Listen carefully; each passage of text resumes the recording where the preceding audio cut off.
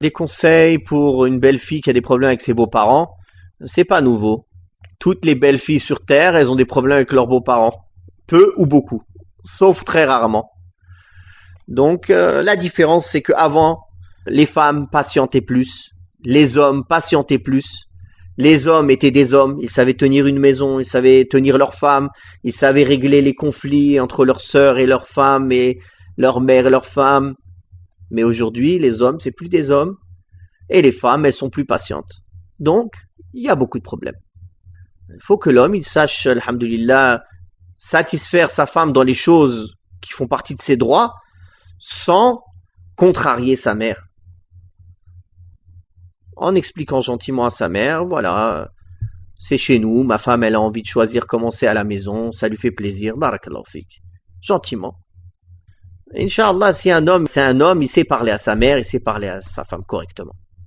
Et c'est les tenir. Parce que s'il n'y a pas un homme ici pour faire arbitre et les tenir, ça va être la catastrophe. Comme il se passe dans beaucoup de familles, malheureusement. Donc, mon conseil pour cette sœur, qu'elle patiente. Pour Allah.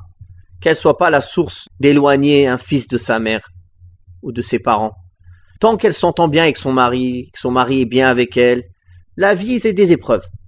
Si son mari, Inch'Allah, il arrive à trouver le courage à parler à ses parents sans les contrarier, en privé, pour arranger un peu les choses, c'est bien.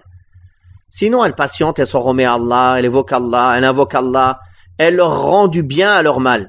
Elle est à leur service, elle leur fait du bien pour Allah. Elle n'attend pas qu'ils lui rendent du bien parce qu'elle leur a fait du bien. Pour Allah, elle le fait. Pour Allah, pour être la cause de renforcer les liens de parenté entre son mari et ses parents. Pour Allah, elle le fait.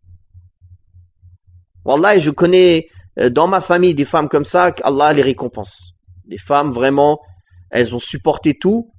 Elles ont tout fait pour que toujours les relations se passent bien. Et à la fin, après des années, tout le monde aime cette femme. Tout le monde aime cette femme. Ils ont trouvé que cette femme, c'est la cause de lier les liens entre tout le monde et de ne jamais faire de problème. Ça, c'est pas facile, mais c'est une très grande qualité. Donc, je conseille à ses sœurs de patienter, d'invoquer Allah, de se dire ces gens-là, c'est des gens âgés, il faut qu'elle les prenne comme ses propres parents. Elle patiente sur eux comme elle patienterait sur ses parents. Elle est à leur service. Bien sûr, elle ne leur obéit pas dans le haram. Ça ne veut pas dire qu'elle va effacer sa personnalité complètement. Elle essaye d'arranger les choses doucement sans faire de conflit, Inch'Allah. Barakallahu fikum. Et tout est dans les mains d'Allah. Ça, c'est une épreuve. C'est une épreuve comme une autre. Allah Ta'ala a dit dans le Coran, وَجَعَلْنَا بَعْضَكُمْ لِبَعْضٍ فِتْنَةً أَتَصْبِرُونَ. Nous vous avons fait les uns pour les autres des tentations. Allez-vous patienter. Allez-vous patienter.